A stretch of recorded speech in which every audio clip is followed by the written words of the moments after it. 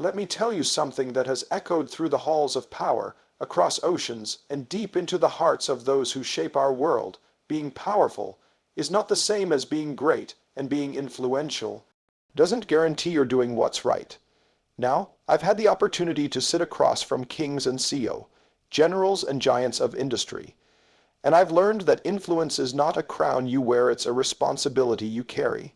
So when I speak to two of the world's most influential men, whether they're presidents, tech visionaries, or titans of the global economy, my message is simple, but it's not always easy. Power and greatness are often spoken of in the same breath, but they are not the same. Many people reach positions of power, whether in politics, business, or global affairs, but that does not automatically make them great. Power can be acquired through strategy, connections, or even manipulation. Greatness, on the other hand, is something deeper.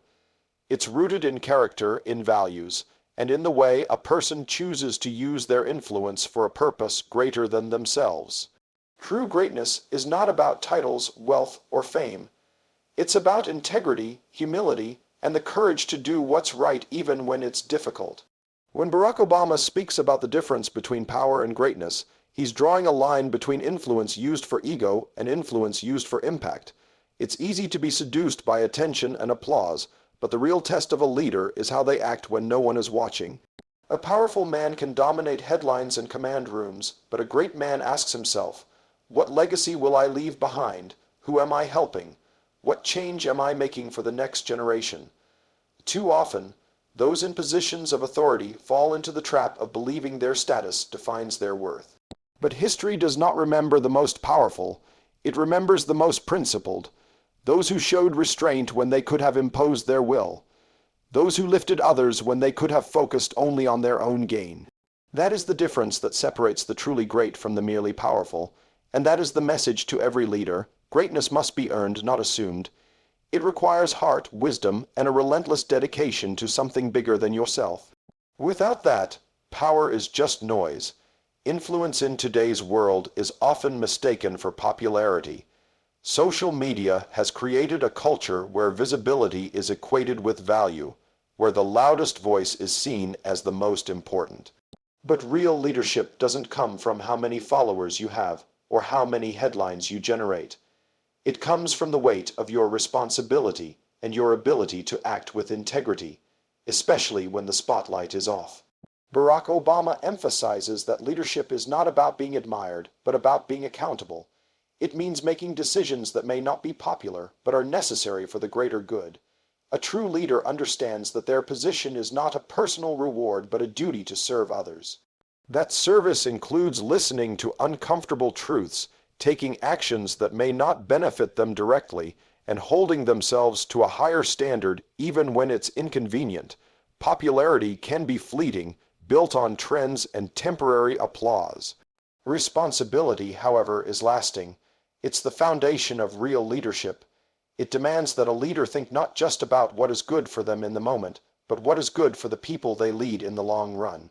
Influence should never be used to manipulate or divide. It should be used to build, to heal, and to move people forward. The measure of a leader's success isn't in likes, retweets, or ratings.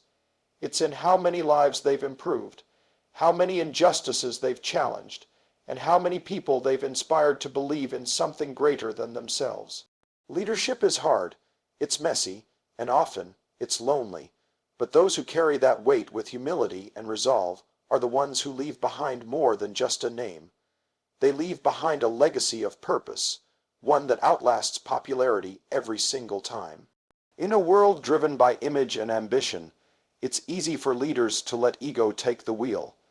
They chase recognition, seek validation, and make decisions that serve their own interests rather than the people they represent. But Barack Obama reminds us that leadership at its core is not about elevating oneself, it's about aligning actions with a higher purpose. Great leadership requires a deep understanding that influence is not an entitlement, but a tool to bring about meaningful change. When ego drives the mission, the result is short-lived success. When purpose drives it, the impact lasts for generations. Choosing purpose over ego means being willing to admit mistakes, to grow, and to accept criticism with grace. It means putting the needs of others above personal gain and asking the difficult questions that don't always come with easy answers. It means acting with the future in mind, not just the present moment or the next election cycle.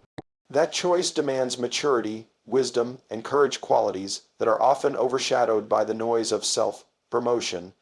Leaders must constantly ask themselves, why am I doing this? Who is it for? If the answer is rooted in ego, the vision will eventually collapse under its own weight.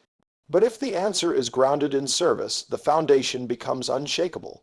Purpose brings clarity when circumstances are chaotic. It brings strength when challenges feel overwhelming, and it brings direction when the path forward is unclear. Ego might build an empire, but purpose builds a legacy. Barack Obama's message is clear. The world doesn't need more powerful figures obsessed with their own reflection. It needs visionaries who are committed to something greater than themselves, to justice, to progress, and to the promise of a better tomorrow. That is the essence of real leadership. True leadership is not defined by how high someone rises, but by how many people they help climb with them. In the eyes of Barack Obama, success is not about standing alone at the top, it's about creating a path for others to rise. Far too often, leaders become obsessed with status, wealth, or recognition, forgetting that their real value lies in how they use their position to uplift those around them. The greatest leaders are not remembered just for their achievements, but for the lives they touched, the barriers they broke, and the opportunities they created for others. Every act of support, every policy that brings equity, every moment spent mentoring someone less experienced, those are the true victories of leadership. When a leader chooses to lift others, they create a ripple effect that spreads far beyond their immediate circle. A single act of empowerment can inspire generations. That kind of leadership doesn't make the headlines every day, but it makes history in quiet, powerful ways. Barack Obama consistently emphasized the importance of empathy and service. He understood that the strength of a nation, a company, or a movement lies not in one person's vision, but in the collective strength of its people. And so he encouraged leaders not to hoard their power, but to share it. To build ladders, not walls, to mentor, not dominate, to listen, not dictate. Helping others rise does not diminish your own success, it multiplies it. It leaves behind a legacy that outlives titles and transcends politics. Leadership built on compassion and service creates something far more valuable than personal victory. It creates a community, a movement, and a future. That is how history remembers those who dared not just to lead, but to lead with heart and purpose. In a world filled with constant noise, where everyone is eager to speak, to post, to be heard, true leadership requires something far more difficult: listening. Barack Obama has often emphasized that effective leaders don't just project their voice, they pay attention to the voices around them. Listening is not a passive act, it is an active discipline that demands humility, patience, and empathy. When a leader listens, truly listens, they gain insight into the real needs, hopes, and fears of the people they serve. It allows them to make decisions that are grounded in reality, not assumption. Too many influential figures believe their success gives them all the answers. They speak from podiums, deliver speeches, and issue commands, but they rarely pause to absorb what others are trying to tell them. That kind of leadership is one-sided and eventually becomes disconnected from the truth on the ground. When a leader stops listening, they lose touch with those they're meant to represent. And when that happens, even the most well-intentioned plans can fail, simply because they weren't built on understanding. Listening builds trust. It shows people they matter. It gives them a sense of ownership in the direction things are going. When a person feels heard, they're more likely to engage, to contribute, and to believe in the mission. Barack Obama's approach to leadership was marked by this principle: before you act, understand. Before you decide, reflect. Listening doesn't make a leader appear weak, it makes them wise. It doesn't slow progress, it ensures it's headed in the right direction. Leadership that is not rooted in listening will eventually echo in emptiness. But leadership that values every voice becomes a force that unites rather than divides. And that kind of leadership leaves an impact that lasts long after the words are spoken. Barack Obama often reminded the world that true leadership is not about being the strongest or the most dominant. It's about having the courage to lead with character, even when it's difficult.